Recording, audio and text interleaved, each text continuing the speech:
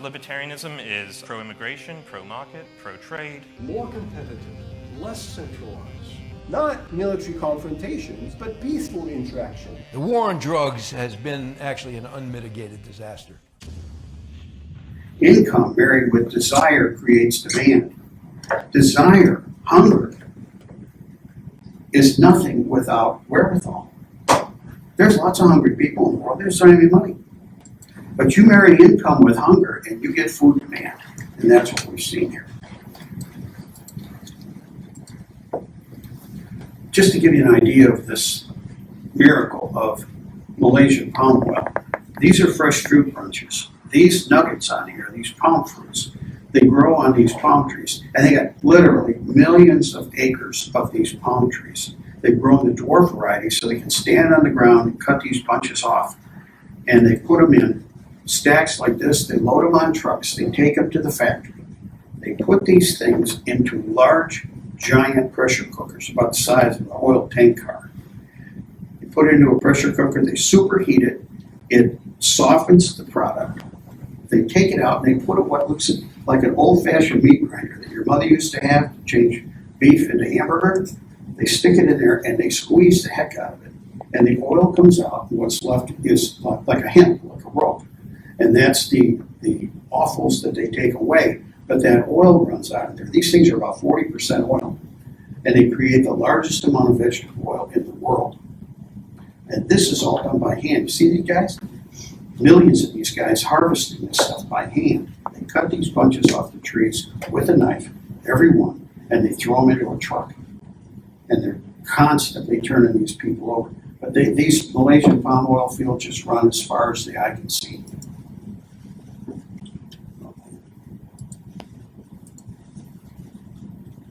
Okay.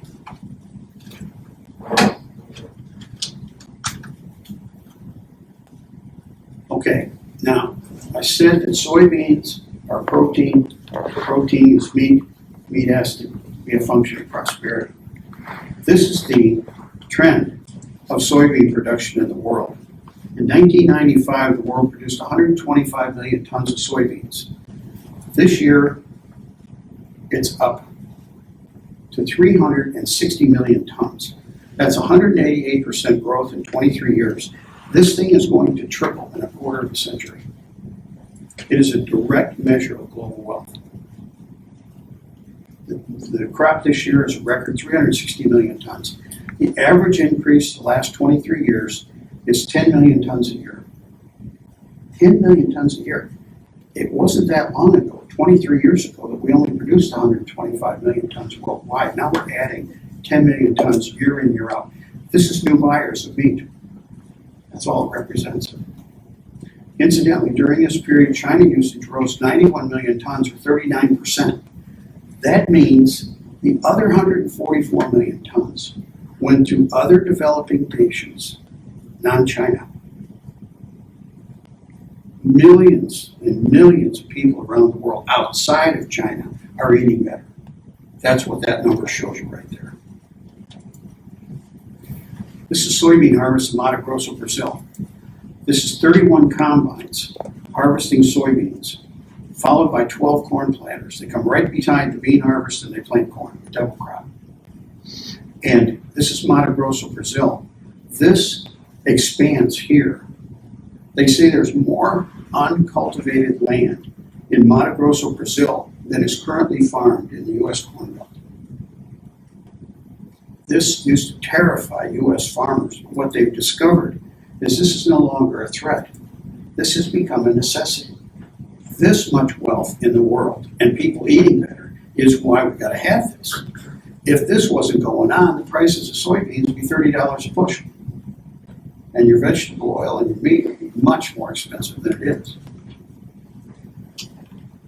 One of the reasons I developed this whole talk back in the late 90s was I figured out that we were already eating as much as we could in this country. This is per capita chicken, beef, and pork consumption in the United States. On average, the average American back in 1980 consumed 194 pounds of chicken, beef, and pork in a year. By 2018, this was up to 220 pounds. That's only a 13% increase over 38 years. You know what that means? We were a fully fed society way back here. Now we probably just waste a lot more. But the bottom line is, this is a fully fed society. And these things mean that the food industry in America, the soy industry, the protein industry, couldn't really grow without an overseas demand.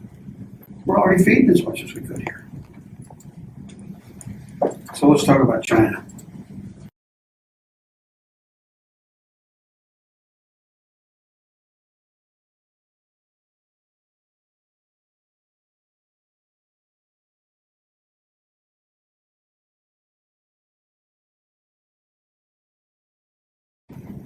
Then in 1984, Deng Xiaoping, a communist of all people, came out and said out loud for everybody to hear, "To get rich is glorious."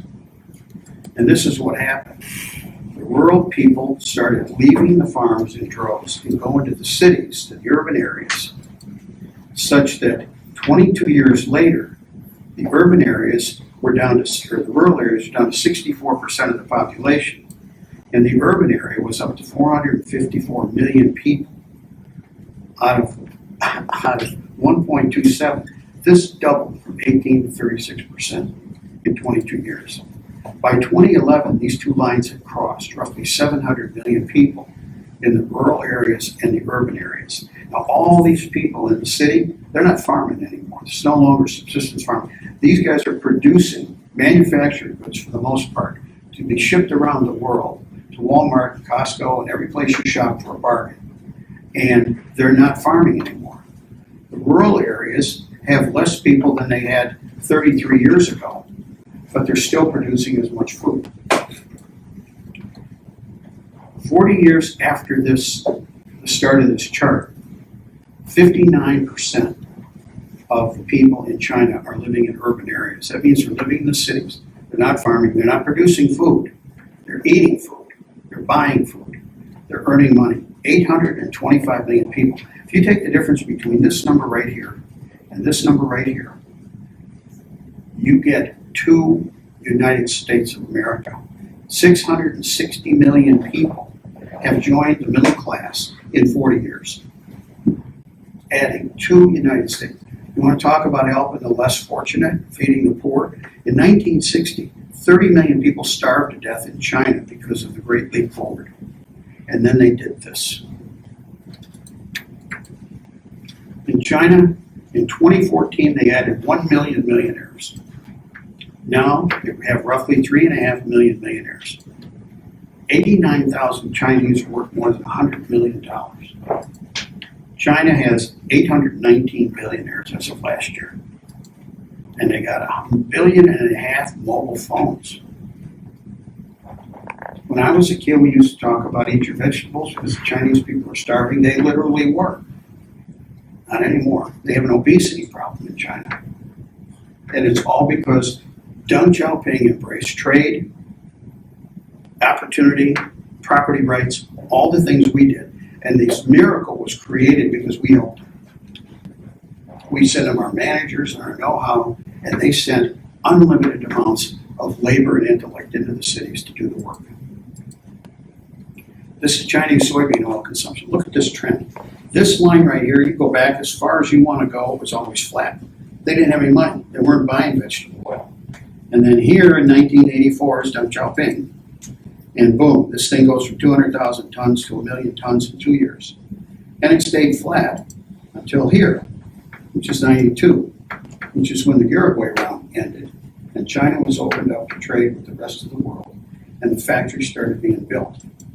And then this is what you got. Soybean oil consumption in China expanded 83-fold in 35 years. This is their meal consumption, exactly the same function. 6,500% increase in 28 years. 23% population growth for the same period means that protein consumption outgrew population in China by a factor of 283 over the last 28 years. This is a stunning achievement for humankind. This is people buying pork chops. Jeff Bezos is worth $100 billion. He can only eat 2 pork chops that are sitting at best. This is hundreds of millions of people eating meat that didn't used to be able to back here. They used to eat meat once a year for a holiday. Now they eat it every day like you do. This is supply side economics in action. Supply side economics based on Say's law. Supply creates its own demand. I want you to picture a 15-year-old kid laying on the sofa on a Saturday morning, whining at his dad because he wants an iPod. He's sitting there watching TV and eating cookies. And the dad says, I'm not going to buy you an iPad. You want an iPad? You got to earn some money. You go out and earn some money. I don't care what you do. Pass papers, mow lawns, clean somebody's vacant lot or the garage, build birdhouses. You do what you want.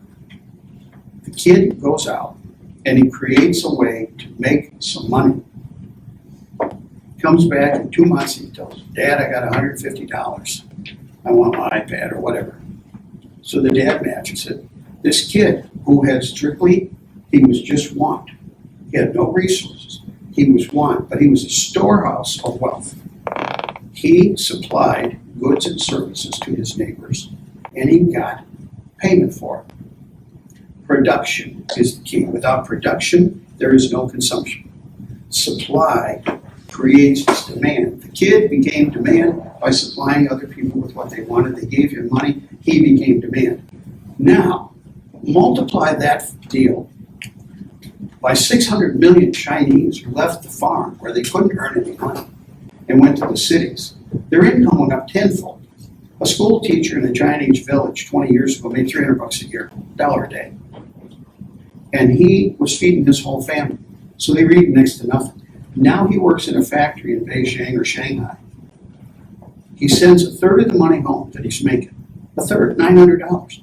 When he was living at home and eating their food, he was only making $300. Now he's sending them $900. You know what they're doing with it? They're buying vegetable oil and meat. He spends $300 on himself, or a third of it on himself, which is $900. 3 times as much money as he ever saw in his life. And he saves 40% of it. Hence the big investment boom in China, their stock market, and the real estate. They're rolling in dough over there because they don't even know how to spend the money they're getting. They never saw it before. If you had, whatever your income is, if it went up tenfold tomorrow, I guarantee you'd save 40 to 50% because you don't know how to spend money that way. And that's what they're experiencing on a massive scale, 600 million people. This is Chinese soybean imports. Back in the early 90s, they imported 3 cargoes of beans, 125,000 tons. Within a few years, they're up to 10 million tons. And then this, 751-fold rise over 24 years. Last year, they imported 94 million tons. It's a staggering number. Yeah, And the price of soybeans now is what? $9. $9 a bushel. $9 a bushel. And in the 80s it was $5.50. $5.50. $6. So this has gone up by, I don't know, 10,000 fold. And Yeah. The price has gone up by less than Yeah. 100%. In other words, strangely enough, we're producing way more soybeans than we were used to, and the prices are higher than they were historically. You know why? It's demand driven. These people are buying everything that's not nailed down. And look at right here. I've been telling my friends that the Chinese economy is not doing so hot lately. You see this? This is the first year-to-year decline in their imports since back here in the early 2000s. China is struggling. They've got not only got a slowing economy, but they got a swine disease that